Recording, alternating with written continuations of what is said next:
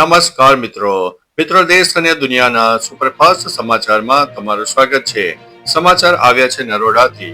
નરોડામાં AMC ની team ઉપર હુમલો. અમદાવાદના નરોડામાં દબાણ હટાવવા ગયેલી એએમસી ની ટીમ અને સ્થાનિક શાકભાજી વેચતા લારી ધારકો વચ્ચે ઉગ્ર ઘર્ષણ થયું. સ્વામિનારાયણ પાર્ક પાસે એએમસી ની કામગીરીનો વિરોધ કરતા લારીવાળાઓએ ટીમ ઉપર શાકભાજી ફેંક્યા હતા અને રસ્તા પર લારીઓ આડી મૂકી દીધી. આ દરમિયાન થયેલા પથ્થરમારામાં એએમસી ના વાહનના ડ્રાઈવરને ઈજા પહોંચતા તેને હોસ્પિટલ ખસેડાયો હતો. આ ઘટનાને કારણે વિસ્તારમાં ટ્રાફિક જામ સર્જાયો હતો. અન્ય મહત્વના સમાચારની વાત કરીએ તો સમરસ હોસ્ટેલમાં ભોજન મુદ્દે હોબાળો. ગાંધીનગરની સમરસ હોસ્ટેલના વિદ્યાર્થીઓએ નિમ્ન ગુણવત્તાના ભોજન અને ગંદકી મુદ્દે ભારે વિરોધ પ્રદર્શન કર્યું છે. પીરસવામાં આવતા પનીરની વાસી અને ખરાબ ગુણવત્તા સામે આક્રોશ વ્યક્ત કરતા વિદ્યાર્થીઓને જમવાનો ત્યાગ કરીને સૂત્રોચ્ચાર કર્યા હતા.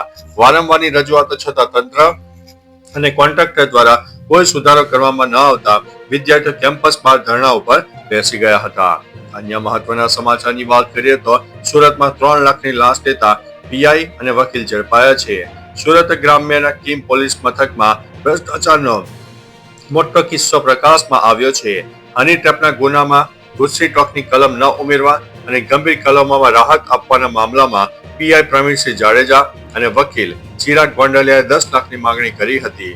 અંતે 3 લાખમાં સોદો નક્કી થતા અમદાવાદ એસીબીએ છટકું ગોઠવ્યું હતું. વકીલ અને પીઆઈ બંને લાંચની રકમ સ્વીકારતા રંગે હાથ ઝડપાઈ ગયા હતા.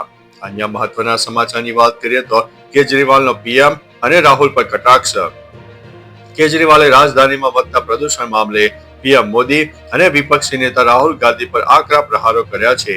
કેજરીવાલે ટ્વીટ કરતા કટાક્ષ કરીને જણાવ્યું છે કે જ્યારે દેશની રાજધાની ઝેરી પ્રદૂષણથી પીડાઈ રહી છે ત્યારે વડાપ્રધાનના ઓમાનના પ્રવાસે છે અને રાહુલ ગાંધી જર્મનીમાં છે ત્યારે બંને નેતાઓની ગેરહાજરી અને પ્રદૂષણ પ્રત્યેની ગંભીરતા પર સવાલો ઉઠાવીને દિલ્હીની જનતાની હાલાકી તરફ ધ્યાન દોરવાનો પ્રયાસ કર્યો છે.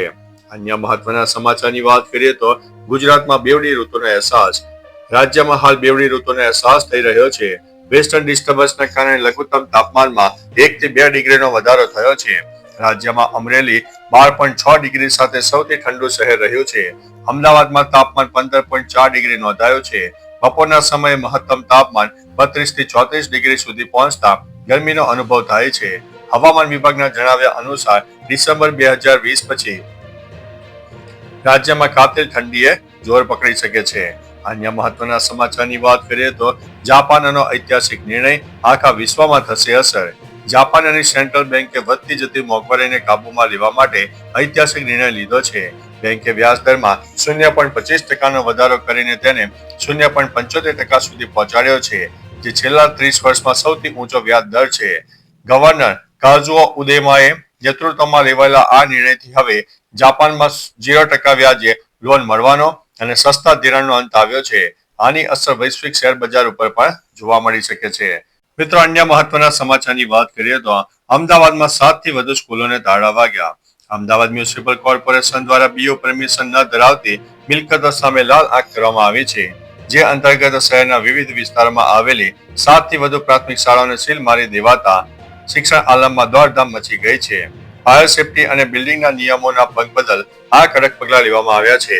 તંત્ર દ્વારા સ્કૂલ સંચાલકોને તાત્કાલિક બીઓ પરવાનગી મેળવી લેવા માટે કડક આદેશ આપવામાં આવ્યા છે.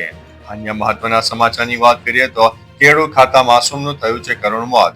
તામિલનાડુના ઈરોડ જિલ્લામાં કેળુ ખાતી વખતે ગૂંગળામણ થવાને કારણે 5 વર્ષના બાળકનું કરુણ મોત નીપજ્યું છે.